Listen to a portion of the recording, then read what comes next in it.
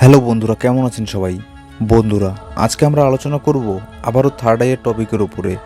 Third eye টপিকের উপরে already কিছু ভিডিও আমাদের চ্যানেলে আপলোড করা হয়েছে। সেই সব ভিডিওগুলোতে বলা হয়েছিল থার্ড আইয়ের পাওয়ারের ব্যাপারে এবং থার্ড আইকে কীভাবে ওপেন করে এর শক্তিকে ব্যবহার করতে হয় তার উপরে। কিন্তু আজকে আমরা থার্ড আইয়ের আরও গভীরে যাব। তাহলে চলুন শুরু করা যাক।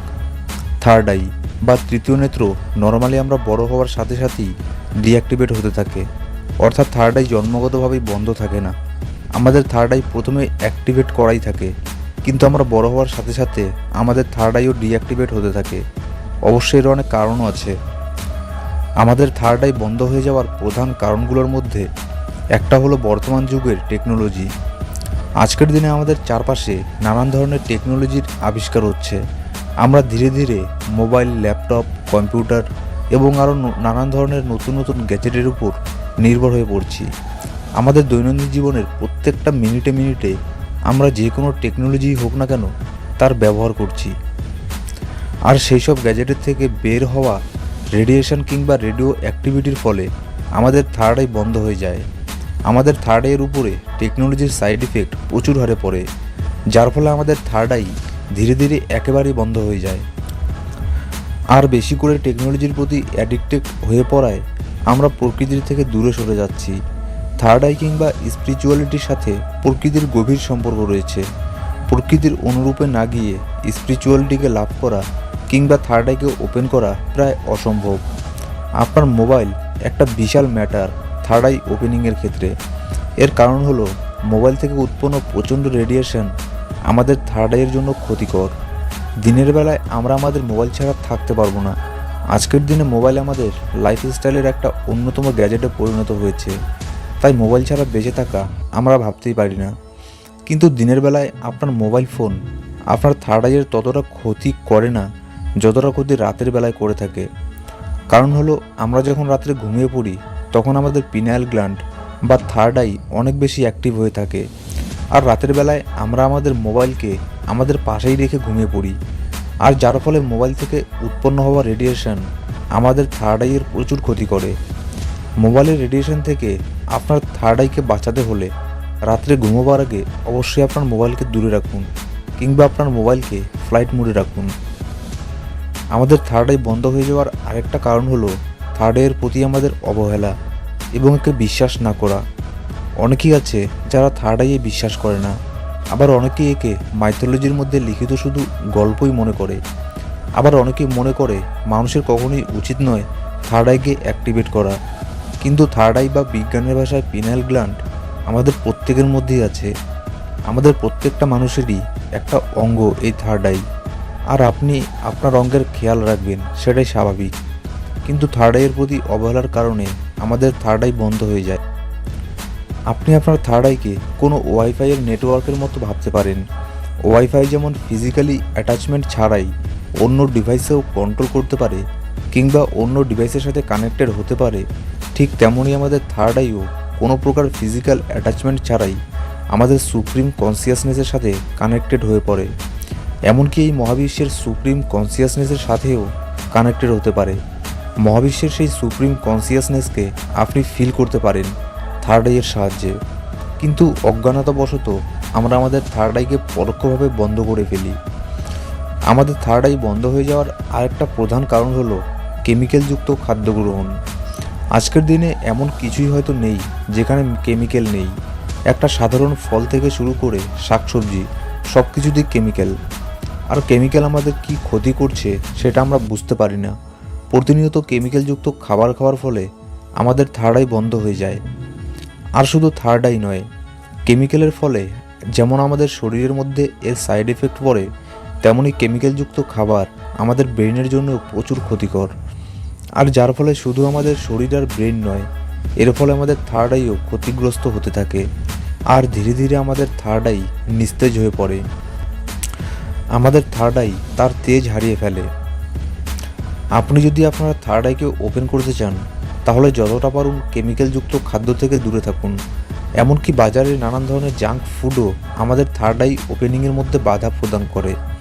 আপনার থার্ড আইকে নানান ধরনের জাঙ্ক ফুড ক্ষতিগ্রস্ত করছে, যেমন নানান ধরনের চিপস, কোল্ড ড্রিঙ্কস ইত্যাদি ইত্যাদি।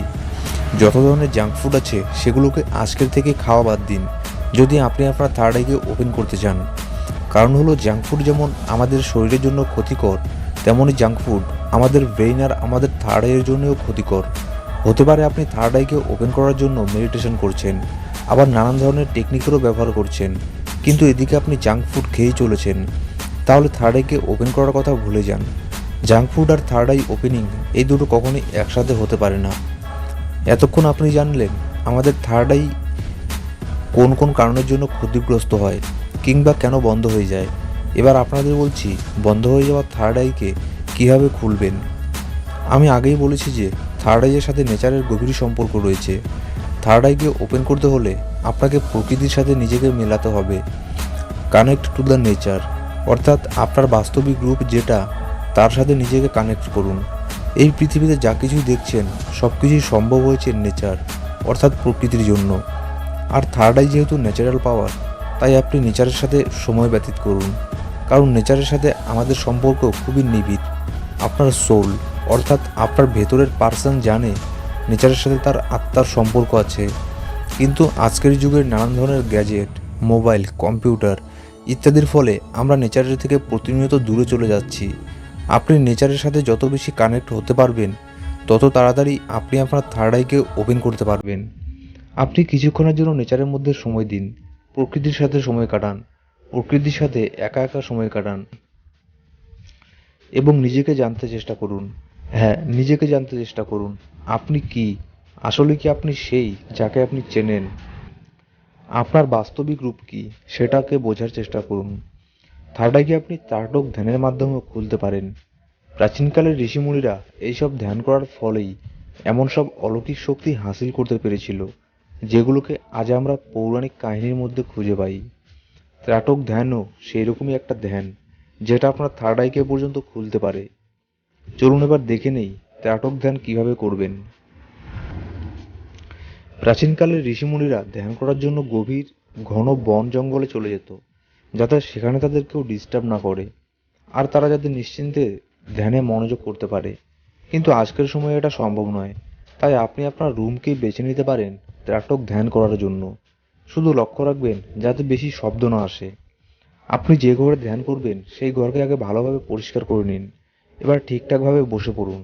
আপনি মোমবাতি দিয়েও ত্রাটক ধ্যান করতে পারেন, আবার একটা কাগজের মধ্যে একটা বিন্দু এঁকে সেটা দিয়েও ত্রাটক ধ্যান করতে পারেন। আপনি প্রথমে একটা সাদা কাগজের মধ্যে তার মিডিলে একটা বিন্দু এঁকে দিন।